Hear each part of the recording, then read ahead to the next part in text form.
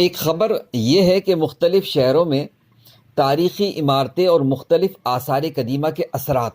متعلقہ محکمے اور سول سوسائٹی کی عدم توجہ کے باعث آہستہ آہستہ اپنی آب و تاب کھوتے جا رہے ہیں۔ حالات یہی رہے تو شہر صرف سیمنٹ بجری کے شہر ہوں گے، ان کی کوئی تاریخی اہمیت اور حیثیت کچھ نہ ہوگی۔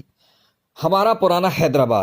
حیدرآباد جو پاکستان کے دوسرے بڑے تاریخی شہروں سے کم اہمیت کا حامل نہیں، جس کے چپے چپے میں ماضی کی خوبصورت یادیں، باتیں، داستانیں اور چھپی تاریخ موجود ہے، اس پر تو موقع ملا تو خوب بات کریں گے۔ فی الوقت تو پکا قلعہ کی دیوار سے متصل یہ 102 سال پرانا جانوروں کو پانی پلانے کا پیاؤ واٹر ٹرف، جسے ایک شوہر نے بڑی محبت سے اپنی بیوی کنڈی بائی کی یاد میں تعمیر کروایا۔ اس واٹر ٹرف سے پہلے حیدرآباد میں 30 تا 32 واٹر ٹرف یعنی پانی پلانے کے پیاؤ موجود تھے۔ یوں سمجھ لیجئے کہ جس طرح آج کے دور میں پیٹرول پمپ ہوتے ہیں، اسی طرح جانوروں کو پانی پلانے کے لیے لوگ سماجی طور پر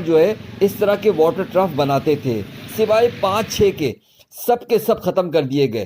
اس واٹر ٹرف پر بھی بڑا ہاتھ صاف کرنے کی کوشش کی گئی، مگر پھر بھی یہ بچ گیا، لیکن اس کی مخدوش صورتحال اور آئے دن اس کا لوگوں کا استعمال کرنا محکمہ آثار قدیمہ کے توجہ کا طالب ہے۔ فی الوقت تو محکمہ آثار قدیمہ نے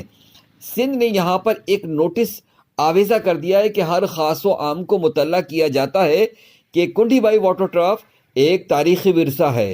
اور سندھ کلچرل مونومنٹس پری ریزرویشن ایکٹ 1994 کی روشنی میں محفوظ کردہ ہے اور محکمہ حاضہ اس کا ذمہ دار ہے۔ یہ ورثہ چونکہ تاریخی اہمیت کا حامل ہے اور اس کو کسی بھی طرح کا استعمال کسی بھی قسم کی رہائشی یا کاروباری مقصد کے لیے مذکورہ قانون کی خلاف ورزی ہے، اس لیے خلاف ورزی کرنے والے کے خلاف متعلقہ تھانے میں FIR درج کرائی جائے گی۔ اس طرح کی چیزوں کے اندر سول سوسائٹی والوں کی بھی ذمہ داری بنتی ہے کہ وہ اپنا حصہ ملائیں اور ہمارے شہر حیدرآباد کی ان تاریخی چیزوں کو محفوظ کرنے میں اپنا کردار ادا کریں۔ 1768 میں بنے پکا قلعہ سے متصل 102 سال پرانا پانی کا یہ پیاؤ حیدرآباد کو پرانے نیرون کوٹ سے جوڑے ہوئے ہے اور اس کی اسی تاریخی حیثیت کو برقرار رکھنا اور لوگوں کو اس سے آگاہی دینا ہم سب کی ذمہ داری ہے۔ وائس آف حیدرآباد سے محمد عمران۔